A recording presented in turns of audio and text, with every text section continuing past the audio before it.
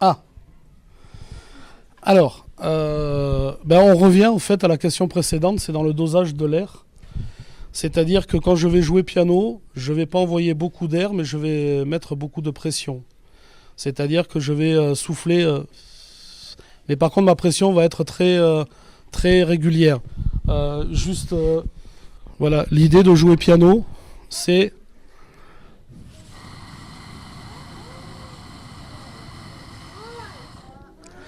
de faire en sorte que le son soit le plus droit possible.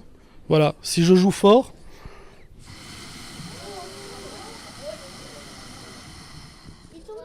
et si je fais un décrescendo, vous avez vu, c'est-à-dire une nuance qui va de fort à piano, j'ai ma balle qui va partir d'ici et puis qui va jouer de plus en plus piano. L'idée c'est ça. L'idée c'est de s'imaginer une petite balle comme ça et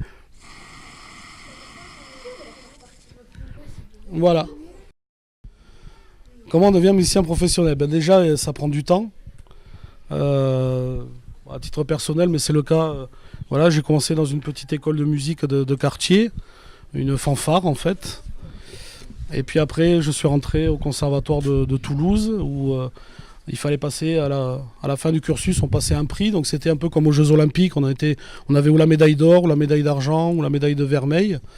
Et après, je suis rentré au conservatoire de Paris où j'ai re-signé pour 4 ans d'apprentissage supplémentaire. Et puis après, c'est une fois qu'on sort du conservatoire de Paris, voilà. Mais à l'époque, enfin à mon époque, c'était différent. On travaillait beaucoup avec la musique, enfin en tout cas en orchestre. On travaillait beaucoup. Aujourd'hui, avec l'apparition de la musique numérique, des synthétiseurs, de la musique assistée par ordinateur, etc. C'est plus compliqué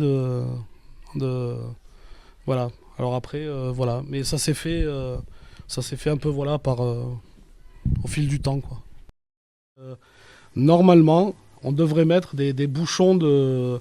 Alors, c'est pas des bouchons pour ne pas entendre, pas des boules qui que l'on met la nuit pour bien dormir, mais des bouchons auditifs qui atténuent le son et la puissance du son.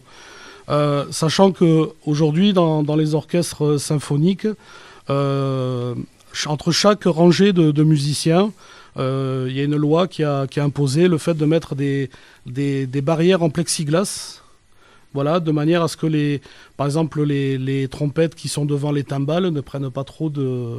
Voilà. Normalement, il faudrait mettre des bouchons auditifs. Ah ouais. Alors le track, c'est quelque chose de génial parce que tant qu'on a le track, c'est que la passion est là. Le jour où on n'a plus le track, c'est qu'on n'a plus la passion de... Voilà, on a toujours le track. Alors oui, ça influe la manière de jouer. Tout dépend comment on gère son track. Voilà. Le track peut être destructeur. C'est-à-dire on peut rater des concerts parce qu'on a le track. Et ça tient à peu de choses. Voilà, on joue, plus de salive d'un seul coup, la bouche très sèche, et puis les lèvres qui collent à l'embouchure, on peut plus rien faire. C'est... blocage, voilà. Donc ça se gère, faut se relaxer, faut essayer d'avoir confiance en soi. Donc c'est important de pas avoir c'est pour ça qu'il faut pas avoir la grosse tête dans ces métiers de la musique, où que l'on arrive, que l'on soit gagnant de The Voice ou que l'on soit gagnant de l'émission Prodige. Voilà, de rester le plus simple possible et se dire on donne le meilleur de soi-même. Et là, on arrive un peu à contrôler, mais le track, on en a besoin pour, justement, ça peut être un moteur aussi. On a besoin des fois du track pour se surpasser et pour bien jouer.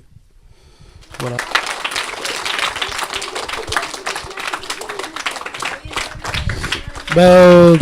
Merci à vous. Merci à vous. Comme je vous l'ai dit tout à l'heure, j'étais ravi d'être parmi vous cet après-midi.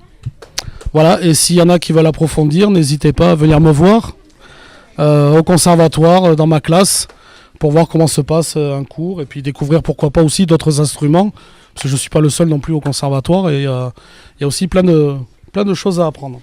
Voilà, merci encore à vous, et à bientôt.